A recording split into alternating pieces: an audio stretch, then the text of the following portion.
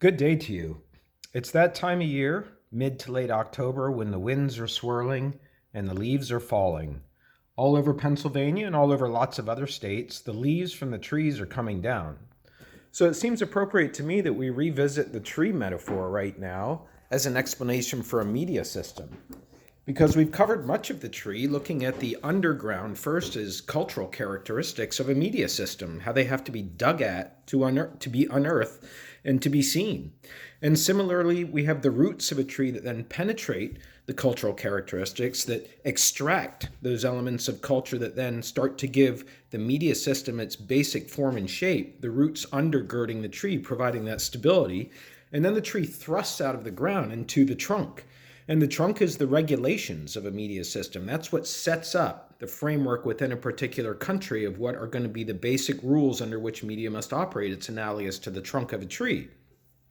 Then we get to the major branches. The major branches of a tree are analogous to financing and how media are financed. Who pays the money has a lot to do with the form of the content that comes out. The content is related very much to who is paying for it. And we studied that and we made it seem similar to the big branches on a tree. And then we have out of those branches coming the feeder branches, the smaller branches.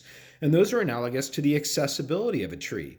When you walk up to a tree, you don't get to touch all parts of it. You don't even get to see all parts of it. You get to see the lower part of the tree. And that is the stuff that you can get to easily in your media world, like when you turn on the channel and automatically channel 2 is CBS, or when you turn on the radio and the strongest station that you can pick up by searching is the local top 40 radio station, or when you go to a Wawa and you see that the newspapers that could be sold there's the local newspaper that's in the best position, the highest one. That's like the low part of the tree that we can see.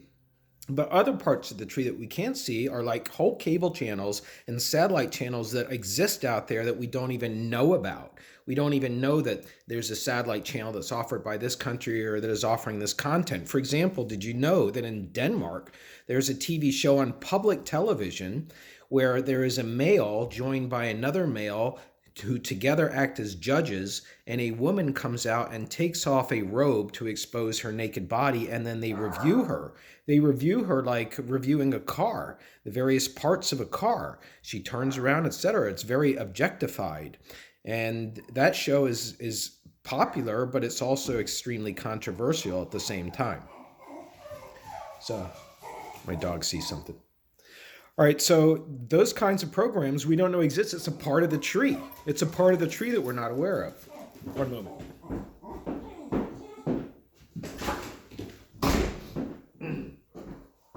All right, if he comes back in, I'll show you what he looks like. All right, so we have that part of the tree as being analogous to the accessibility of the tree, and now we finally arrive at the content of the tree or the leaves of the tree. That's the part of the tree that we see the most. When we look at a tree, we see the leaves. Similarly, in media systems, to the average person, don't mean to use that term pejoratively, when we study media as an average person, we're looking at the football game and was that a good presentation and were there good players in the game?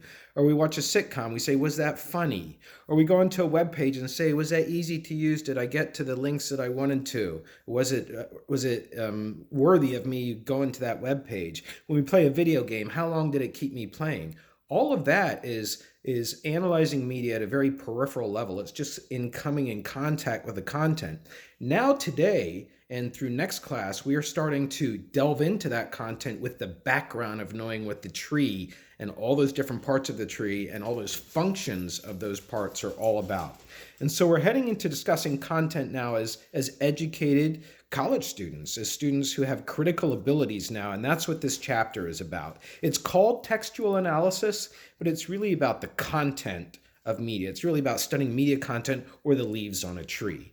And what we're trying to do in this chapter is look at how media content articulates power and meaning. It's not just the superficial interaction we have with content, but it articulates something much greater than that, the power behind the creation of content and the sort of mega meanings that come out of it, deeper meanings than we would get if we were just looking at the content as an average observer.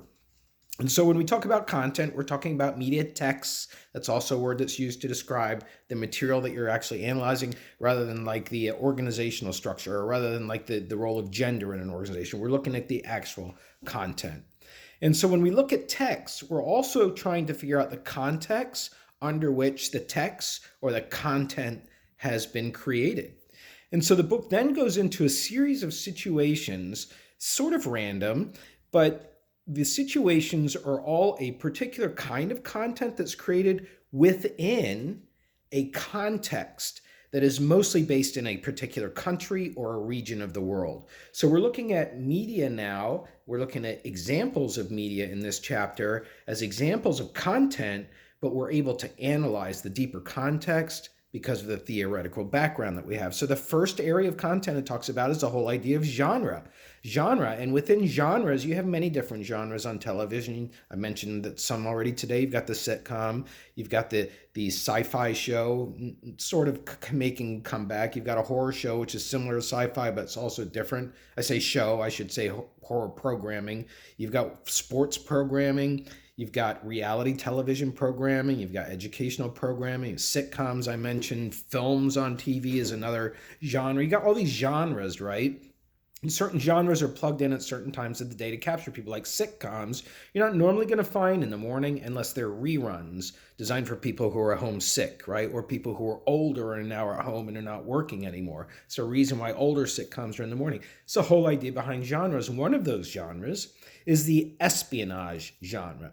And it's looked at in this book, it's looked at in the context of the show called 24, which starred Kiefer Sutherland. I remember seeing that show as a young professor here when it first came out. And it had a different idea to it. It was the idea that every show was capturing one piece of an overall storyline that itself was only taking 24 hours. And so each show is just a piece of that 24 hours and added an extra compression to it, if you know what I mean. But when you analyze it from a deep structural standpoint of coming out from the United States, a capitalist state, what you see is espionage is actually heroized. Espionage heroizes the capitalist state. That's what I mean to say. That's the important thing. Espionage is, as the genre, heroizes the capitalist state because you usually have a protagonist and then an obvious bad guy. Like if you've seen the film Creed, it's a boxing film, right? But the good guy, the American guy, he's a certain way, and then the bad guy, the Russian guy, he's a thug. He doesn't exhibit happy emotions. He comes from an abused environment where his father is too hard on him. And so what really gets brought out of that show is a kind of a compliment for the United States and a kind of criticism of Russia, if you read it that way. It doesn't have to be read that way, but certainly the case can be made that that's what's going in that genre. And also you can say that coming out of that is a meaning, getting at power and meaning here by our analysis of content, is that crime fiction is basically against a sovereign state.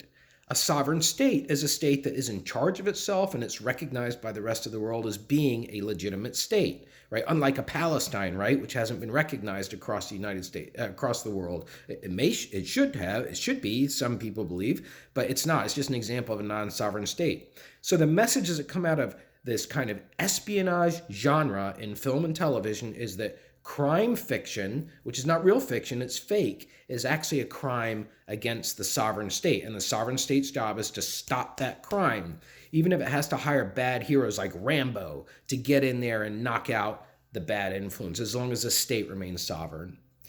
Next up, the book talks about a very different kind of programming, very difficult to discuss and think about, and that is an Indian area of the world, not our American Indian or Native American Indian, but India Indian.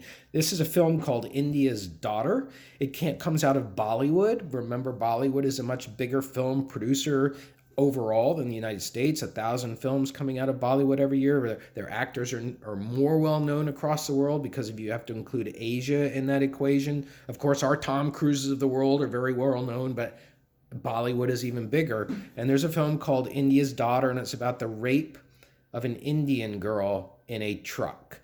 And if you look at the film closely, according to our author's analysis, you will find a very common formula that's used in Bollywood films that is overlaid on this film. And so you have the horrific, to put it mildly, story of a young female being raped, but it's fit within a plot structure that goes equilibrium, disequilibrium, equilibrium, disequilibrium. Now you can read more about it in the book yourself, but it's really downplaying the impact of that film on changing the culture in India of rape. And India has a problem with that. It's often in the news for that. Not that other countries don't, including ours, have that problem, but India has a problem with it. And this structure of telling the story using equilibrium, equilibrium, that's equality, balance, right? Equilibrium, swinging back and forth takes away from the impact of the horror of the story, because your focus is on the plot structure. All right, next up is the most famous soldier in the war, returning to the United States now for some content. This is about a film, and it's a film involving Pat Tillman, who is an Arizona native, and he went into the military, and then he was also an NFL football player, and he was drafted. He had a big contract, and he chose to stay in the military instead because of the calling of a war. And then the real tragedy occurred. He was killed in that war. So a film was made about him, and I remember the news about him as well. He was all over the news, and wearing his beret was the photograph that I saw most often. And undergirding it was a narrative that came out of that, again about power and meaning, that's really joining the power of sports and war.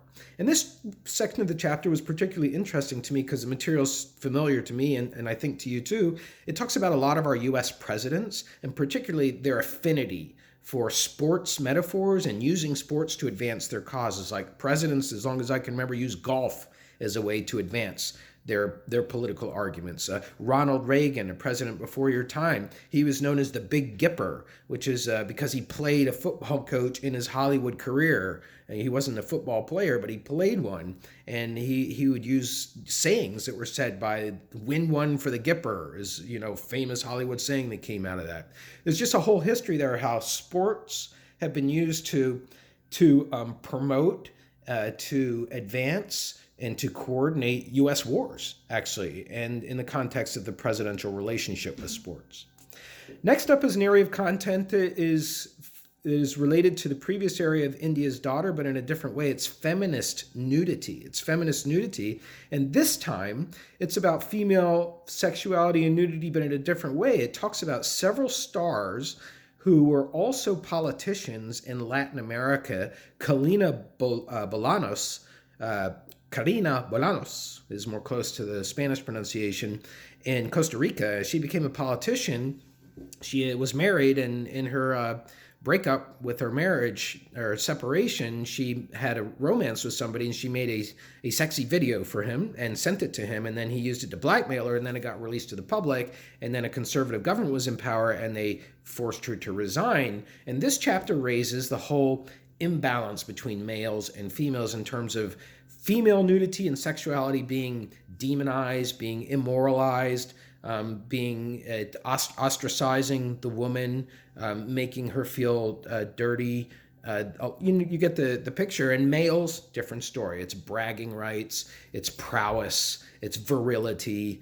And so there's several stories in here that show that females have often had to resign because what's happening is their sexuality automatically raises questions about their fitness for public life. Sexuality is raising questions about their fitness for public life. Now, we haven't had a really big breaking story like that in this country. Maybe we will with one of our presidential contenders, since we have quite a few females on the stages here, but it's not something that's happened in our culture yet. And then we'll see how we will react. But it's an interesting idea to consider that, especially in the context of Latin America, where male roles are more machismo. And you can even hear that word machismo, you can even see that word used quite a bit in this section. Next up is an area of content of the world called Greenpeace, and it's really back to that idea of companies and profit and influencing social policy unfairly. And what this section does is it looks at Lego, the plastic toy, and Lego had an association with Shell Oil Company, and the association was that Lego would pay Shell Oil for what's known as product placement. And that means that Shell Oil, when it would advertise, it would show Lego as well, right? And if Shell Oil was creating a video to promote its clean oil drilling techniques, which all oil companies try to do despite the fact that they're polluting the world in many cases through the spills, that's what this section is about. Shell and Lego Lego was trying to piggyback onto Shell, and Shell is trying to use that as a kind of propaganda to convince the world that they're not in doing anything that's harmful to the environment, that they're a big social justice company that care about kids play with Lego. Who could be against Lego, right? So some activists were not happy about this, including the Greenpeace organization. They exposed it. They made documentaries. They created lots of social media campaigns. And Lego ended up not renewing its product placement with Shell, and they think that's a big victory because they want to force, through these kinds of actions, Shell to take a harder look at its operations, just avoid oil spills. I tell you, if you live through the BP oil spill in the Gulf of Mexico, I'm going down to New Orleans in a week and a half. The BP oil spill was, 10 years ago. I bet when I go down there, there's still ramifications in the wildlife there, the clams, oysters, shrimp, fish, that are still damaged 10 years later from that BP oil spill. Finally, the book covers, of all things, Turkish telenovelas. Telenovels. Those are normally known as Spanish language programs coming from Brazil and coming from Mexico, though they do come from Venezuela as well and other places in Latin America. But the telenovela is a short story. And then after a season it's on television, after a season, all the actors leave and they become new actors on other shows. And during that short season, there's a lot of hyperbole, if you know what that is, extremism in character development. So the men, if they're bad guys, are really, really obviously bad. They're dressing in black, big black hats, sinister mannerisms. Females, other way, very feminine or very poor in rags, depending. And often there are class differences in these telenovelas. I'm just pointing out some of the differences between our soap opera and telenovelas. The closest thing we have, but our soap operas are different. They, for example, run for years and years and years. So Turkey has adopted telenovelas, and they're using them all over the Middle East. And Turkey is known as a country that's kind of caught in between the conservatism of the Middle East and some of the liberalism of Europe. So, for example, women don't have to are not fully clothed in most religious denominations in Turkey. But still, the way that they exhibited was offensive to the North African countries that were picking up these Turkish telenovelas. The Moroccos, for example. Northern Africa still has a lot of more conservatism associated with Arabic peoples and Islam. Again, it's a stereotype. But what this did was it caused a reaction against Turkey, because Turkey had been the country that originally was the Ottoman Empire. Do you know about that? With Hannibal and his elephants that rode all the way around the Mediterranean and conquered that whole area. Yeah, the Ottomans, and then it broke up and later became Turkey. So that actually brings up, these telenovelas bring up like centuries of resentment against Turkey because of the Ottoman Empire. Very interesting to consider. It's just another dimension of content. Today, you are going to be making a post examining content in your country. I am asking you to bring to bear all the knowledge that you have accumulated through these other parts of studying the trees in this class, the parts of the trees, the media system of your country, the financing, the regulation, and so on, the philosophies, the cultural characteristics, that now you can go in and you can find content in your country that is unique to whatever your country is. I would like it to cover as many of the areas of media as you can, newspapers, magazines, radio, TV, if possible. But if you need to focus on 2 or 3 of those areas, that's going to be fine too. What is unique about the content of your country's media? And how can you tie that in to the system of media that you've already been discussing this semester? That's your main task in your post today. Have a great day.